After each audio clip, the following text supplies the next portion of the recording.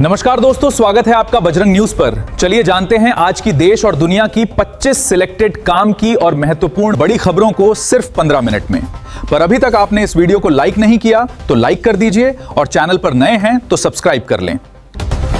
शक संवत 1948, विक्रम संवत 2083। आज ज्येष्ठ मास के कृष्ण पक्ष की तृतीया तिथि और दिन सोमवार है। तदनुसार अंग्रेजी तारीख 4 मई सन 2026। आज तृतीया तिथि प्रातः 5:24 तक रहेगी।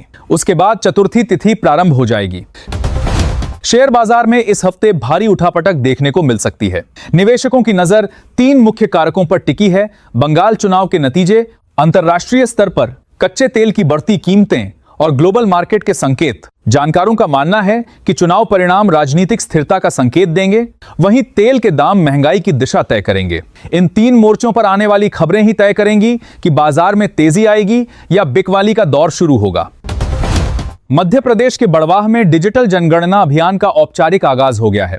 अब परिवारों की जानकारी कागजों के बजाय मोबाइल ऐप के जरिए डिजिटल रूप में दर्ज की जाएगी। इस प्रक्रिया के दौरान हर परिवार से कुल 33 सवाल पूछे जाएंगे, जिनमें शिक्षा, रोजगार और घर की स्थिति जैसे महत्वपूर्ण पहलू शामिल होंगे।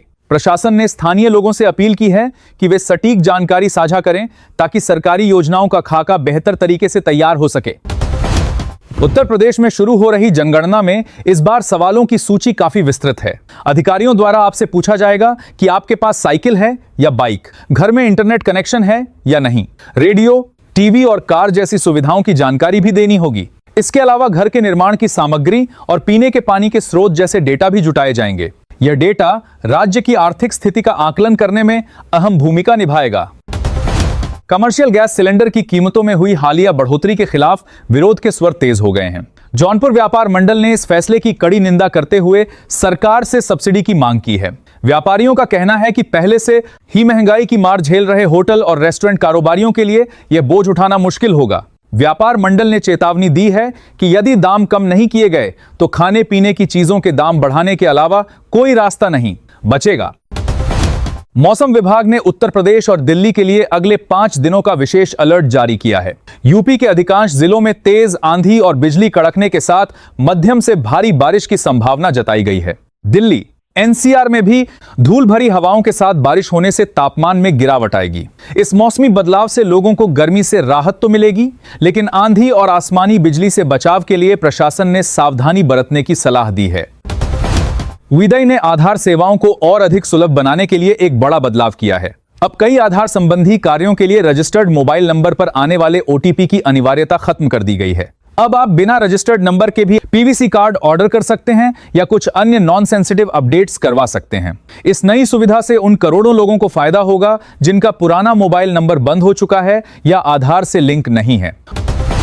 उत्तराखंड के रुद्रप्रयाग में शिक्षा विभाग ने एक बड़ा कदम उठाते हुए 10 शिक्षकों को नौकरी से निकाल दिया है। हाईकोर्ट के आदेश के बाद हुई इस कार्रवाई में उन शिक्षकों पर गाज गिरी है जिनके बीएड 50% से कम अंक थे। नियमों के उल्लंघन और अनिवार्य योग्यता पूरी न करने के कारण इन शिक्षकों की नियुक्तियों को अवैध माना गया। इस फैसले के बाद प्रदेश के शिक्षा जगत में हड़कंप मच गया है और कई अन्य जिलों में भी ऐसे मामलों की जांच शुरू हो गई है। वृंदावन में बन रहे दुनिया के सबसे ऊंचे चंद्रोदय मंदिर का काम अब अंतिम चरणों की ओर बढ़ रहा है। ताजा अपडेट के अनुसार मंदिर के ढांचे का मुख्य हिस्सा लगभग तैयार है। चर्चा है कि प्रधानमंत्री नरेंद्र मोदी जल्द ही इस भव्य मंदिर का लोकार्पण कर सकते हैं। गगनचुंबी ऊंचाई और आधुनिक सुविधाओं से लैस यह मंदिर न केवल धार्मिक आस्था का केंद्र होगा, बल्कि उत्तर प्रदेश के पर्यटन को भी वैश्विक स्तर पर एक नई पहचान दिलाएगा। पश्चिम बंगाल में केंद्रीय कर्मचारियों की तैनाती के खिलाफ तृणमूल कांग्रेस टीएमसी की अपील को सुप्रीम कोर्ट ने खारिज कर दिया है।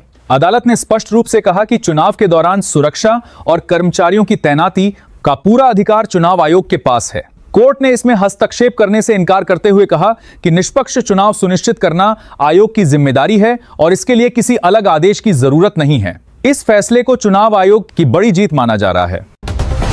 वैज्ञानिकों ने एक डराने वाली रिपोर्ट जारी की है जिसमें साइलेंट फर्टिलिटी क्राइसिस की चेतावनी दी गई है। शोधकर्ताओं का कहना है कि पर्यावरण में बढ़ते प्रदूषण और केमिकल के प्रभाव के कारण इंसान और जानवरों दोनों की प्रजनन क्षमता तेजी से घट रही है। अगर समय रहते ठोस कदम नहीं उठाए गए तो आने वाले दशकों में नई नस्लों के पैदा होने पर संकट खड़ा हो सकता है। यह रिपोर्ट वैश्विक स्वास्थ्य और अस्तित्व के लिए एक बड़ा रेड फ्लैग है। महंगाई की एक और किस्त आम जनता के दरवाजे पर पहुंच गई है। कल से दूध की कीमतों में 4 रुपए प्रति लीटर की बढ़ोतरी प्रभावी होने जा रही है। एक प्रमुख डेयरी ब्रांड ने लागत और चारे के दाम बढ़ने का हवाला देते हुए दरें बढ़ाने का फैसला किया है। अब 1 लीटर दूध के लिए ग्राहकों को पहले के मुकाबले ज्यादा कीमत चुकानी होगी। इस बढ़ोतरी का सीधा असर चाय, कॉफी और मिठाइयों की कीमतों पर भी देखने को मिलेगा।